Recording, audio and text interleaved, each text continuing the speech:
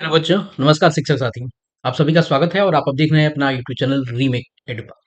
इस वीडियो के माध्यम से हम लोग जानेंगे कक्षा 8 के सामाजिक विज्ञान हमारे अतीत के प्रश्न उत्तर। तो चलिए वीडियो को शुरू करते हैं। वीडियो को शुरू करने से पहले आपसे आग्रह करेंगे, पहली बार चैनल पे हैं तो चैनल को सब्सक्राइब कर लीजिए। चैनल को आप इसलिए सब्सक्राइब कीजिए क्योंकि वर्ग 6 से लेके वर्ग 10 तक मैं प्रयास करूंगा कि वर्ग 1 से लेके वर्ग 10 तक के सभी वर्गों के विषयों के प्रश्न उत्तर आप तक मैं पहुंचा। तो यदि आप सब्सक्राइब रहेंगे तो आप तक वो सारे के सारे प्रश्न उत्तर के जो वीडियोस हैं आपको इमीडिएट मिल जाएगा। तो अभी ज्वाइन कीजिए और मेरे साथ जुड़िए क्योंकि आगे आने वाले दिनों में सारी वीडियो यहाँ अपलोड होंगी सिलेबस वाइज। शुरू करते हैं वीडियो को शुरू करने से पहले आपसे बताना चाहेंगे कि आपके विद्यालय में सामाजिक विज्ञान की पुस्तक जो है एनसीईआरटी का, चूंकि इस साल से छठा से लेके आगे बदल गया है, नई किताब आ गई है, ये विद्यालय में आप तक पहुंच गया होगा। और जब विद्यालय में पहुंचा होगा तो देखे होंगे, अगर विषय सूची पे आपने नजर दौड़ाई होगी तो ये विषय सूची है। इसमें एक बड़ी अच्छी बात यह आई है निकल के कि पाठ का नाम जो है वो पृष्ठ संख्या इत्यादि तो दी ही है, इसे किस महीने में पढ़ना है, कितने घंटियों में पढ़ना है, ये बड़ी अच्छी बात यहाँ कही गई। चूंकि अप्रैल महीने में कुछ और चीजें पढ़ी जा रही थी, रिवीजन वाला मामला चल रहा था तो हुआ नहीं, तो अब मई महीने में इसे पढ़ना है, इसको थोड़ा सा लेटरली स्थिति में लाया गया है। तो पहले चैप्टर यानी प्रारंभिक कथन कैसे, कब और कहाँ के प्रश्न उत्तर को इस वीडियो में हम देखेंगे। तो चलिए वीडियो को हम आगे बढ़ाते हैं और प्रश्न उत्तर को देखते हैं। ये है प्रारंभिक कथन कैसे, कब और कहाँ। चलिए पाठ के प्रश्न उत्तर की तरफ हम बढ़ते हैं। आप पूरे पाठ को आप अपने से पढ़ लीजिएगा। अगर आप चाहते हैं कि पाठ को भी पूरी तरह से एक वीडियो में बना के आप तक मैं पहुंचाऊं तो मैं जरूर पहुंचा दूंगा। कमेंट बॉक्स में जरूर आप लिखिएगा, क्योंकि वो वीडियो लंबा होगा, क्योंकि पूरे के पूरे आपको चैप्टर को पढ़ाना होगा और चैप्टर को पढ़ा के आपको लाइन वाइज लाइन सारी चीजों को डिस्क्राइब करना होगा और चीजों को एलोबरेट करके उनसे निकलने वाले ऑब्जेक्टिव्स वन लाइनर को भी आप तक पहुंचाना होगा। तो वीडियो वो लंबा हो सकता है। यदि आप चाहते हैं तो जरूर आप मुझे लिखिए, मैं वो वीडियो जरूर आपके लिए बनाऊंगा। चलिए हम बढ़ते हैं सारे प्रश्नों पर। और यहाँ प्रश्नों पर अगर देखें तो यहाँ अगर नजर दौड़ाई जाए तो यहाँ प्रश्न एक बन रहा है। अभ्यास प्रश्नों को अगर तरफ नजर दौड़ाएं तो यहाँ पे ये भी एक प्रश्न बन रहा है कि आइए कल्पना करें। यह भी एक अपने आप में एक प्रश्न है, क्योंकि ये आपको अपने स्तर से करना है, लेकिन मैं अपने स्तर से इसको बता देता हूं, आप अपने स्तर से इसको अपनी कल्पना के अनुसार जरूर कर लीजिएगा। हम यहाँ इस वीडियो में ये करेंगे, फिर से याद करें, सही गलत को जानेंगे। उसके बाद हम जानेंगे आइए विचार करने में जो प्रश्न आपको यहाँ मिलेंगे।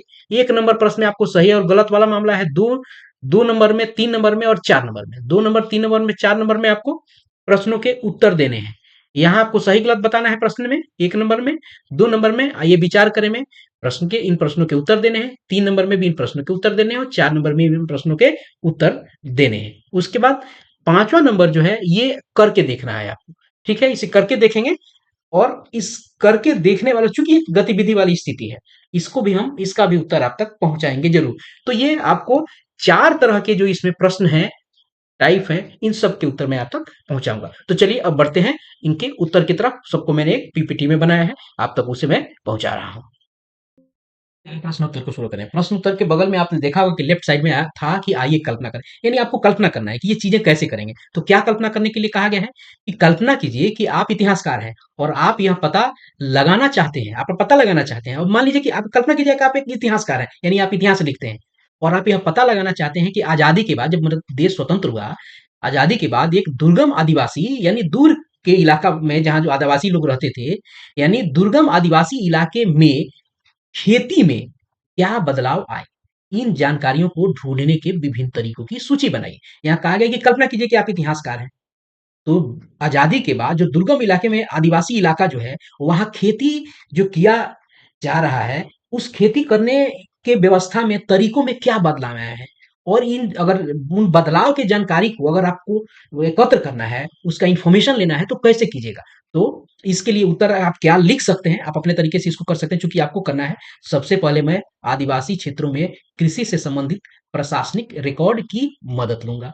फिर मैं इससे संबंधित पुराने रिकॉर्ड, नोटिस, सूचनाओं का अध्ययन करूंगा। चूंकि आप इतिहासकार हैं, अपने आप को इतिहासकार मानना है, और तब उस बात को जो कही गई है उसके बारे में आपको बताना है कि कैसे बदलाव का जो जानकारी आपको कहीं एकत्र करके लिखना है, तो कैसे कहां से जानकारी एकत्र करेंगे। फिर यहाँ तीसरा है, अंत में मैं देश के साथ साथ देश के बाहर के विभिन्न शोधकर्ताओं द्वारा तैयार किए गए दस्तावेजों से जानकारी एकत्र करूंगा। क्लियर है? आपने कल्पना किया है कि आप इतिहासकार हैं और आपको एक जानकारी लेनी है, तो कैसे कैसे करेंगे, कहाँ कहाँ से उससे संबंधित जानकारी लेंगे, तो ये है, आप इसको अपने तरीके से भी कर सकते हैं। आगे है, फिर से याद करें सही गलत वाला। चलिए देखते हैं।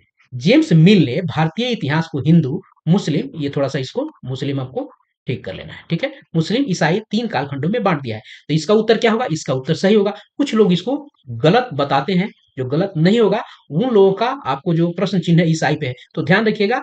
जो जेम्स मिल ने जो लिखा था पुस्तक, आगे उस पर चर्चा करेंगे, उसने ब्रिटिश का यूज किया था। तो ब्रिटिश चूंकि तो ईसाई ही थे, उसने इनको इसको तीन काल खंडों में बांटा था, तो इसके आधार पर वो लोग करते हैं, लेकिन वो बेसिकली ईसाइयत की बात करता था, इसलिए ये सही होगा। ख क्या है? सरकारी दस्तावेजों में से हमें ये समझने में मदद मिलती है कि आम लोग क्या सोचते हैं, किसे? सरकारी दस्तावेजों से नहीं, ये गलत है। अंग्रेजों को लगता था कि सही तरह शासन चलाने के लिए सर्वेक्षण महत्वपूर्ण होते हैं। जी हाँ, बिल्कुल ये सही कथन है। सही तरीके से शासन चलाने के लिए सर्वेक्षण बहुत महत्वपूर्ण है। चलिए आगे बढ़ते हैं। दूसरा नंबर क्या है? आइए विचार करें। आइए विचार क्या है दूसरा नंबर? जेम्स मिल ने भारतीय इतिहास को जिस तरह काल खंडों में बांटा है, उसमें क्या समस्या है? यानी उन्होंने जो भारत के इतिहास को तीन काल माने अलग अलग काल खंडों में बांटा है, तो उसमें समस्याएँ क्या? क्या इश्यू है? क्या प्रॉब्लम है? तो उत्तर इसका क्या होगा कि 1817 में स्कॉटलैंड के अर्थशास्त्री और राजनीतिक दार्शनिक जेम्स मिल ने 3 कालखंडों में a history of British India यानी ब्रिटिश भारत का इतिहास किताब लिखी। अब चलिए यहाँ ध्यान देने की ज़रूरत है। 1817 में स्कॉटलैंड के अर्थशास्त्री और राजनीतिक दार्शनिक कौन? जेम्स मिल ने 3 कालखंडों में a British a history of British India यानी जेम्स मिल ने एक किताब लिखी 3 खंडों में। जो जेम्स मिल क्या थे? एक अर्थशास्त्री थे, एक दार्शनिक थे, जो स्कॉटलैंड के रहने वाले थे, और 1817 में उन्होंने किताब लिखी और उस किताब का नाम था हिस्ट्री ऑफ ब्रिटिश इंडिया, जिसका हिंदी रूपांतरण क्या है? ब्रिटिश भारत का इतिहास। एक किताब उन्होंने लिखा। इस किताब में उन्होंने भारत के इतिहास को निम्नलिखित 3 काल खंडों में बाँटा। ये इसमें से कई सारे प्रश्न निकल के आते हैं, पूछे जाते हैं। आपको भी परीक्षा में ऑब्जेक्टिव के रूप में पूछे जाएगा, एक लाइनर के रूप में पूछे जाएगा, वन लाइनर के रूप में पूछे जाएंगे, और कॉम्पिटिटिव एग्जाम में पूछे जाते हैं। इसमें कई सारे हैं। जेम्स मिल की ये किताब बहुत फेमस है, और इसमें पूछा जाता है कि कितने कालखंडों में जेम्स मिल ने इस किताब को बांटा था? 3 कालखंडों में बांटा था। कौन-कौन से? हिंदू, मुस्लिम, ब्रिटिश। ये थोड़ा-सा टाइपिंग में सब जगह गलत ही मिलेगा। अब उसमें पूछा गया है कि उसमें क्या आपको समस्या है? पहला प्रश्न के पहले हिस्से का आंसर आपको यहाँ मिला, दूसरे हिस्से का आंसर आपको अब मैं दे रहा हूँ। समस्या, जेम्स मिल द्वारा भारत के इतिहास को इस प्रकार 3 खंडों में बाँटने से निम्नलिखित समस्याएँ थी। कौन-कौन से भाई? पहला, यह विभाजन सांप्रदायिकता के आधार पे किया गया था। जी हाँ, यानी धर्म के आधार पे किया गया था। जो 3 खंड में बाँटा गया था यानी विभाजित किया था क्या? तो धर्म के आधार पे किया गया था। दूसरा क्या था? यह काल विभाजन औपनिवेशिक विचारधारा पर आधारित था। औपनिवेशिक विचारधारा पे आधारित था। तीसरा क्या था? इस काल विभाजन का उद्देश्य भारतीयों को अलग-अलग पहचान देकर फूट डालना था। बहुत बड़ी बात। ये जो 3 समस्याएँ आपको प्रमुख समस्याएँ, बहुत सारी समस्याएँ थी लेकिन 3 प्रमुख समस्याएँ थी। क्लियर हो गया? चलिए अब तीसरे प्रश्न की तरफ बढ़ते हैं। तीसरा प्रश्न क्या है? अंग्रेजों ने सरकारी दस्तावेज़ों को किस तरह सुरक्षित रखा? जो सरकारी रिकॉर्ड्स थे उनको कैसे सुरक्षित रखा? तो उत्तर क्या होगा? आप क्या लिखेंगे? अंग्रेजों ने सरकारी दस्तावेज़ों को निम्नलिखित प्रकार से सुरक्षित रखा। ध्यान आपको यह रखना है कि मैंने अपने तरीके से इसको बनाया है। अब आप किताब को पढ़ के अपने तरीके से इसको और व्यवस्थित और भी तरीके से अपने तरीके से लिख सकते हैं। ये बस आपके सहायतार्थ बनाया है। ऐसा नहीं कि आप इसी को हूबहू उतार दीजिए। आप और इसको सुंदर बना सकते हैं। चलिए उत्तर की तरफ जाते हैं। अंग्रेजों ने सरकारी दस्तावेज़ों को निम्नलिखित प्रकार से सुरक्षित रखा। कौन-कौन से प्रकार से? तो पहला क्या है? सभी शासकीय संस्थानों में अभिलेख कक्ष बनाए यानी रिकॉर्ड रूम बनवाए। तहसील के दफ्तर, कलेक्ट्रेट, कमिश्नर के दफ्तर, प्रांतीय सचिवालय, कचहरी सभी के लिए इन सभी के लिए अपने-अपने रिकॉर्ड रूम बनवाए। किसके लिए? तहसील के दफ्तर के लिए, कलेक्ट्रेट के लिए, कमिश्नर दफ्तर के लिए, प्रांतीय सचिवालय, कचहरी यानी सभी के लिए अपने-अपने रिकॉर्ड रूम उनके लिए बनवाए। उसके बाद महत्वपूर्ण दस्तावेजों को सुरक्षित रखने के लिए अभिलेखागार और संग्रहालय जैसे संस्थान भी बनवाए। क्लियर हो गया? चलिए चौथा प्रश्न तो देखते हैं। चौथा प्रश्न क्या है साहब? चौथा प्रश्न है, इतिहासकार पुराने अखबारों से जो जानकारी जुटाते हैं, वह पुलिस की रिपोर्टों में उपलब्ध जानकारी से किस तरह अलग होती है? कैसे क्या है? इतिहासकार जो पुराने अखबार से जो जानकारी उनको मिलती है, वो पुलिस का जो रिपोर्ट है, उसमें जो जानकारी है, उससे कैसे अलग है? तो चलिए देखते हैं उत्तर क्या है। पुराने अखबारों से जानकारियाँ पुराने अखबारों से इतिहासकार को जो जानकारियाँ प्राप्त करते हैं, पुराने इतिहासकार से जो जानकारियाँ अब देखिए, जो इतिहासकार जो जानकारी प्राप्त करते हैं, यह संवाददाताओं द्वारा क्षेत्र में जाकर इकट्ठी की गई जानकारियों पर आधारित होती है। जो पुराने अखबार से जो जानकारी होते थे, तो पुराने अखबार से इतिहासकार जो जानकारी प्राप्त करते थे, तो वो जानकारी अखबार में छपती कहाँ से थी? वो संवाददाता जो उसके होते हैं, वो जाकर जो क्षेत्र में जाकर जानकारी इकट्ठी करते थे, उसके जानकारी के आधार पर आपको होता था, पुराने अखबार की जानकारी। क्लियर है? इस तरह अखबार घटनाओं का सही और विस्तृत विवरण प्रस्तुत करता था। पुलिस रिपोर्ट अब देखिए यहाँ क्या है, कैसे अलग है। पहले वाले में क्या बताया गया, पुराने अखबारों की जानकारियां, ठीक है, यहाँ पुराने अखबारों की जानकारियां पहले बताया गया, अब क्या बताया गया, और पुलिस रिपोर्ट दूसरा क्या था यहाँ। यहाँ पहले था पुराने अखबार और यहाँ पुलिस रिपोर्ट, तो पहले बता दिया गया पुराने अखबार का और दूसरा बताया जा रहा है पुलिस रिपोर्ट। अब पुलिस रिपोर्ट में क्या है, पुलिस रिपोर्ट के पक्षपात होने की संभावना होती है, क्योंकि पुलिस रिपोर्ट सरकार की सोच, वरिष्ठ अधिकारियों के दबाव और जांच अधिकारियों के व्यक्तित्व पर निर्भर करता है। क्लियर हो गया? तो यहाँ क्या था, इतिहासकार पुराने अखबार से जानकारी जुटाते हैं, वो पुलिस की रिपोर्ट से इसीलिए अलग होती है। क्लियर हो गया? चलिए अब आगे बढ़ते हैं, पांचवें प्रश्न पर देखते हैं। आइए करके देखें। क्लियर है? ये करके देखने वाला था। क्या था करके, क्या है? क्या आप आज की दुनिया के कुछ सर्वेक्षणों का उदाहरण दे सकते हैं? सोचकर देखिए कि खिलौना बनाने वाली कंपनियों को यह कैसे पता चलता है कि बच्चे किन चीजों को ज्यादा पसंद करते हैं, या सरकार को यह कैसे पता चलता है कि स्कूल में बच्चों की संख्या कितनी है। इतिहासकार ऐसे सर्वेक्षण से क्या हासिल कर सकते हैं? चलिए उत्तर देखते हैं क्या है।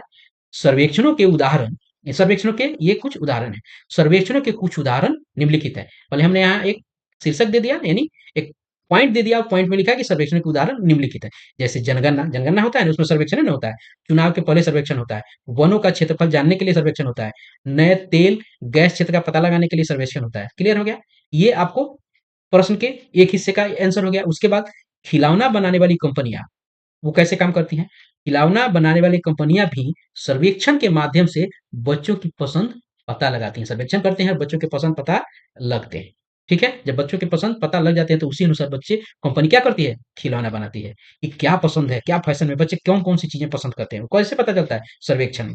अब देखिए, स्कूलों में बच्चों की संख्या जानने के लिए, बच्चों की संख्या जानने के लिए किया जाता है? सरकार स्कूल और प्रशासनिक अधिकारियों की रिपोर्ट के सर्वेक्षण के आधार पर स्कूलों में बच्चों की संख्या पता लगाती है। आगे क्या है? इतिहासकारों के लिए सर्वेक्षण का महत्व। यहाँ क्या है? लास्ट वाला, इतिहासकारों के लिए सर्वेक्षण का क्या महत्व। इतिहासकार सर्वेक्षण से विभिन्न जानकारियां इकट्ठा कर सकते हैं और समाज में आ रहे बदलाव के विषय में लिख सकते हैं। ये आपको था कि सर्वेक्षण से ये सारी चीजें होती हैं। क्लियर हो गया? चलिए, ये था आज के वीडियो के प्रश्न और उत्तर। यदि अभी तक आप मेरे साथ नहीं जुड़े तो अभी जुड़ जाइए, क्योंकि सभी विषयों के प्रश्नोत्तर आप तक मैं पहुंचाने का प्रयास करूंगा और पहुंचाऊंगा ही। एकदम जो सिलेबस जैसे है वो सभी आपको मंथ वाइज आपको जरूर मिलेगा। तो इस वीडियो में इतना ही, मिलते हैं जल्दी ही नए कंटेंट और नए इन्फॉर्मेशन के साथ। अपना ख्याल रखें। जय हिंद।